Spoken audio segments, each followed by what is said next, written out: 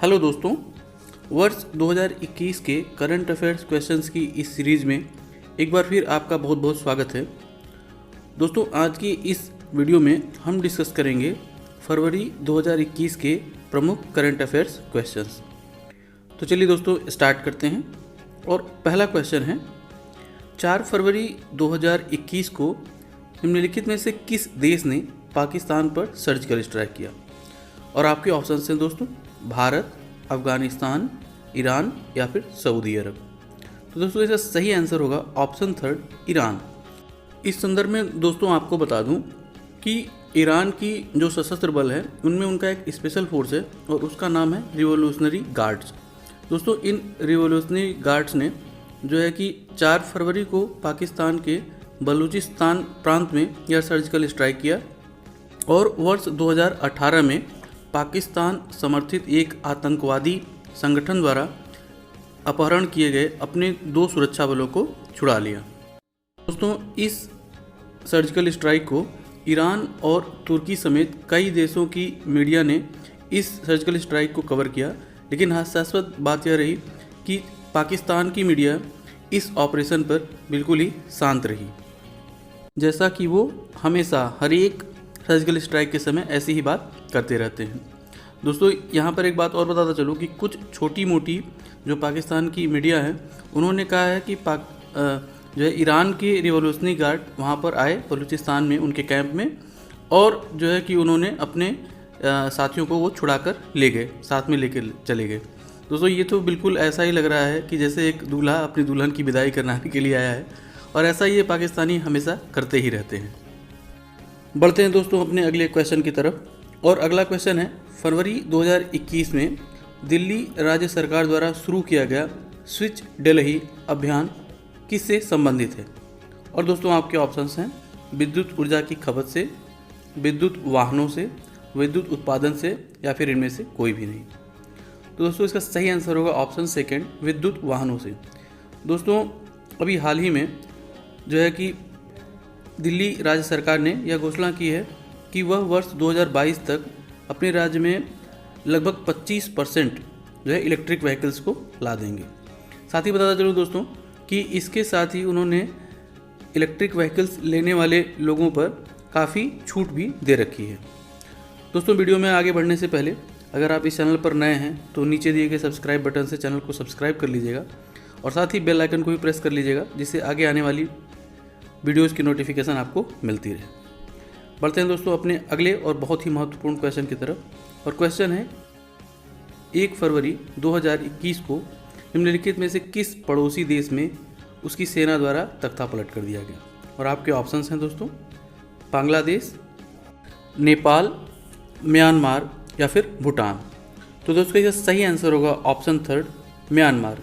दोस्तों इस संदर्भ में आपको बता दूं कि हमारा पड़ोसी देश म्यांमार है और म्यांमार की सेना द्वारा 1 फरवरी 2021 को तख्ता पलट कर दिया गया और वहाँ की जो लोकतांत्रिक नेता हैं, जो सबसे बड़ी नेता हैं आंग सूंग सू की, उनको सेना द्वारा गिरफ्तार कर लिया गया। दोस्तों इस संदर्भ में आपको बता दूं कि नवंबर 2020 में वहाँ पर जो चुनाव हुए थे उसमें सू की जो पार्टी है राष्ट्रीय लोकतंत्र संघ, उसने शानदार प्रदर्शन करते हुए भारी बहुमत हासिल किया था। लेकिन दोस्तों वहाँ की सेना ने सू की जो पार्टी है राष्ट्रीय लोकतंत्र, उस पर यह आरोप लगाया कि उन्होंने चुनाव में धांधली किया है और इस धांधली का आरोप लगाते हुए भी जो है कि वहाँ की जो कमान को सेना प्रमुख ने अपने हाथों में ले लिया है और 1 साल के लिए वहाँ पर सैन्य शासन की घोषणा कर दी है। इस संदर्भ में आपको बताता चलूँ दोस्तों, यह जो सू जी हैं, आंग सान सू जी, इन्हें वर्ष 1991 ईस्वी में शांति के नोबेल पुरस्कार से भी सम्मानित किया जा चुका है। बढ़ते हैं दोस्तों अपने अगले क्वेश्चन की तरफ। और अगला क्वेश्चन है, फरवरी 2021 में विश्व का पहला जैव ईंधन से चलने वाला रॉकेट जो है स्टारडस्ट फर्स्ट का सफल प्रक्षेपण किया गया है। तो दोस्तों आपको बताना है कि यह प्रक्षेपण जो है वह किस अंतरिक्ष संस्था द्वारा किया गया है। और आपके ऑप्शन हैं, NASA, space x, blue origin या फिर ब्लू शिफ्ट। दोस्तों इसका सही आंसर होगा ऑप्शन 4, ब्लू शिफ्ट। इस संदर्भ में आपको बताता चलूँ दोस्तों कि ब्लू शिफ्ट एक अमेरिका की प्राइवेट स्पेस एजेंसी है और कंपनी ने इस रॉकेट को हल्के उपग्रहों को अंतरिक्ष में भेजने के उपयोग के लिए बनाया है। अगर यहीं पर दोस्तों अदर ऑप्शंस की बात करें तो स्पेस एक्स एलोन मस्क की एक कंपनी है और हाल ही में अभी जनवरी 2021 में ही स्पेस एक्स ने सबसे ज़्यादा 143 जो है उपग्रहों को एक साथ लॉन्च करने का रिकॉर्ड बनाया है। और अभी हाल ही में एलन मस्क को ब्लूमबर्ग मिलेनियर इंडेक्स द्वारा विश्व का सबसे अधिक धनवान व्यक्ति जो है घोषित किया गया है। एक ऑप्शन है दोस्तों इसमें ब्लू ओरिजिन भी। तो आपको बता चलूँ दोस्तों कि ब्लू ओरिजिन भी एक अमेरिकी प्राइवेट अंतरिक्ष संस्था है और इसकी संस्थापक हैं करंट समय में अमेजॉन के संस्थापक जेफ बेजोस। और अभी हाल ही में जेफ बेजोस ने, जो कि वर्तमान समय में अमेजॉन के CEO हैं, तो उन्होंने अपने पद से इस्तीफा देने की घोषणा की है और 1 जुलाई 2021 से अमेजॉन के नए CEO होंगे एंडी जेसी। बढ़ते हैं दोस्तों अपने अगले क्वेश्चन की तरफ और अगला क्वेश्चन है दोस्तों, विश्व प्रसिद्ध ऑक्सफोर्ड डिक्शनरी द्वारा Hindi word of the year किसे घोषित किया गया है। और आपके ऑप्शंस हैं दोस्तों संविधान, नारी शक्ति, आत्मनिर्भरता या फिर उपरोक्त में से सभी। दोस्तों इसका सही आंसर होगा ऑप्शन 3 आत्मनिर्भरता। दोस्तों इस संदर्भ में आपको बताता चलूँ कि जो ऊपर के दोनों ऑप्शंस हैं नारी शक्ति और संविधान, तो दोस्तों वर्ष 2019 के लिए संविधान को Hindi word of the year घोषित किया गया था, जबकि नारी शक्ति को वर्ष 2018 के लिए Hindi word of the year घोषित किया गया था। अब बढ़ते हैं दोस्तों अपने अगले क्वेश्चन की तरफ और अगला क्वेश्चन है, फरवरी 2021 में भारतीय सेना ने निम्नलिखित में से किस देश की सेना के साथ राजस्थान में युद्ध अभ्यास 8 नामक युद्धाभ्यास किया है। और आपके ऑप्शंस हैं दोस्तों अमेरिका, रूस, नेपाल या फिर ब्रिटेन। तो इसका सही आंसर होगा दोस्तों ऑप्शन 1 अमेरिका। तो दोस्तों अमेरिका के साथ भारत ने यह युद्धाभ्यास किया है और यह इस वर्ष इस युद्धाभ्यास का 16वां संस्करण है।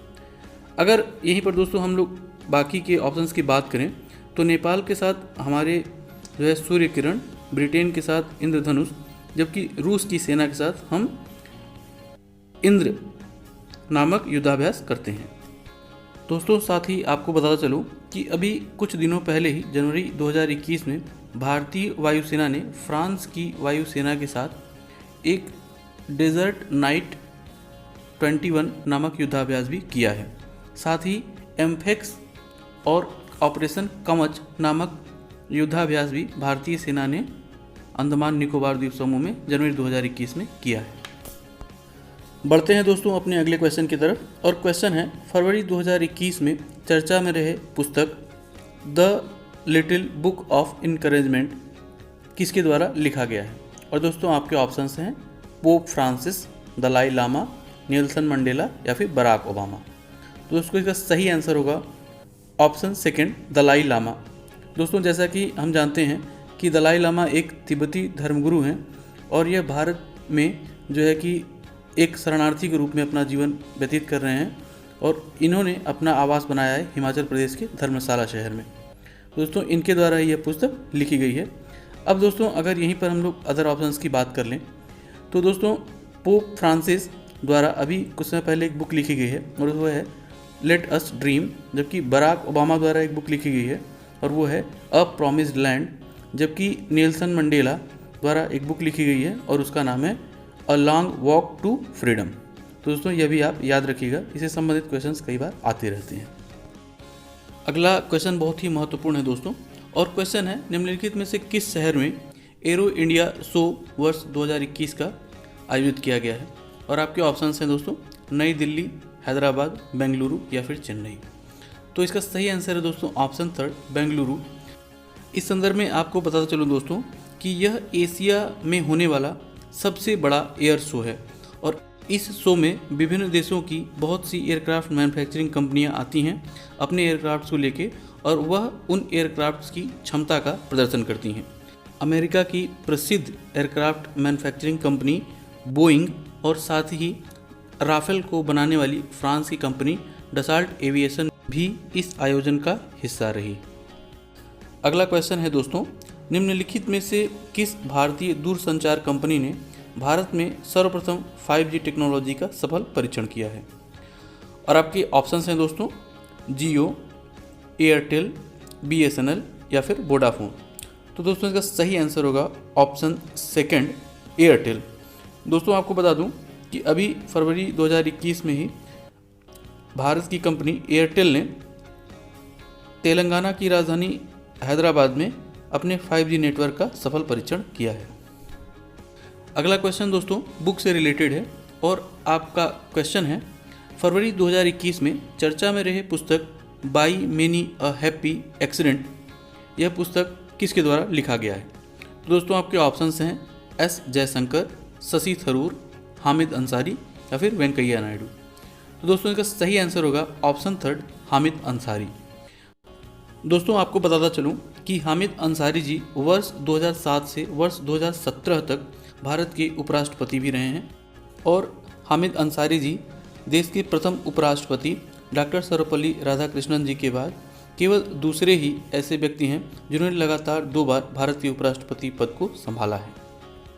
हामिद अंसारी जी ने अपने कैरियर की शुरुआत वर्ष 1961 ईस्वी में एक IFS अधिकारी के रूप में किया था और इसके बाद उन्होंने ईरान, ऑस्ट्रेलिया, अफगानिस्तान और UAE सहित अन्य कई देशों में भारत के राजदूत के रूप में भी अपनी सेवाएं दी हैं। यहाँ पर दोस्तों अगर हम अन्य ऑप्शंस की बात करें तो हमारे जो वर्तमान समय में विदेश मंत्री हैं डॉक्टर S जयशंकर जी ने, तो उन्होंने एक पुस्तक लिखी है the Indian way, strategies for an uncertain world. जबकि शशि थरूर जी जो कि कांग्रेस पार्टी के एक राजनेता है, उन्होंने बुक लिखी है द बैटल्स ऑफ बिलोंगिंग्स और यह बुक जो है वह उन्हीं की एक पहले की बुक है वाई आई एम हिंदू, उसी का एक्सटेंशन है। जबकि कनेक्टिंग, कम्युनिकेटिंग एंड चेंजिंग नामक पुस्तक जो है वर्तमान उपराष्ट्रपति वेंकैया नायडू जी द्वारा लिखी गई पुस्तक है। दोस्तों अब बारी है आज के क्वेश्चन की और आपका क्वेश्चन है, वर्ष 1991 का शांति का नोबेल पुरस्कार किसे प्रदान किया गया था?